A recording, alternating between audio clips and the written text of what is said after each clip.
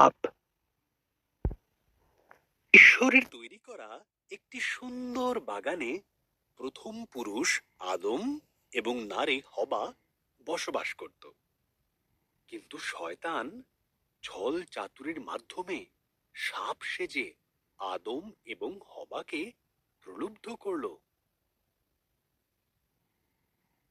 সাপ জিজ্ঞাসা করল, এইসব গাছগুলির থেকে কি ফল খেতে ঈশ্বর তোমাদের বারণ করেছে?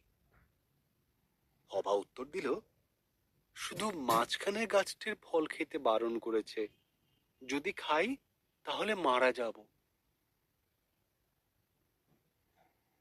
সাপ বলল, তুমি মারা যাবে না।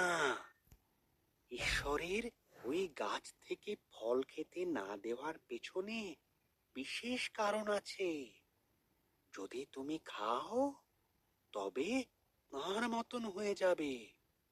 তিনি যা জানেন তা তুমিও সব জানতে পারবে। হবা ফলটি খেলো। সে তার সঙ্গী আদমকে কিছুটা ফল খেতে দিল। আদমও ফলটি খেল এবং খাবার পরেই তারা এমন কিছু জানতে পারল যা তাদের জানা ছিল না।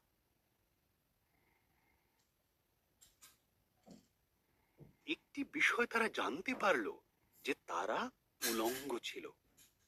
তারা পাতার বস্ত্র তৈরি করে নিজেদের লজ্জা ঢাকলো। তারা আগে কোনোদিন ভয় বা লজ্জা পায়নি। তাই তারা বুঝলো কিছু একটা ভুল হয়েছে। ঈশ্বর ডাকলেন, আদম, হবা। আদম উত্তর দিল, আমরা লুকিয়ে আছি, আমরা উলঙ্গ। ঈশ্বর দীর্ঘশ্বাস ফেলে বললেন, তোমরা ওই গাছের থেকে ফল খেয়েছ, তাই তোমরা জানো। তখন ঈশ্বর বললেন, সাপ, তুমি বুকে ভর দিয়ে চলবে। এক নারীর পুত্র সন্তান তোমাকে পরাজিত করবে। হবা, তুমি কষ্টের সাথে সন্তানের জন্ম দেবে। আদম, তোমাকে খাবার সংগ্রহের জন্য অনেক কষ্ট করতে হবে। এরপর ঈশ্বর আদম এবং হবার জন্য পোশাক তৈরি করে তাদের পরালেন আর বাগান থেকে বের করে দিলেন।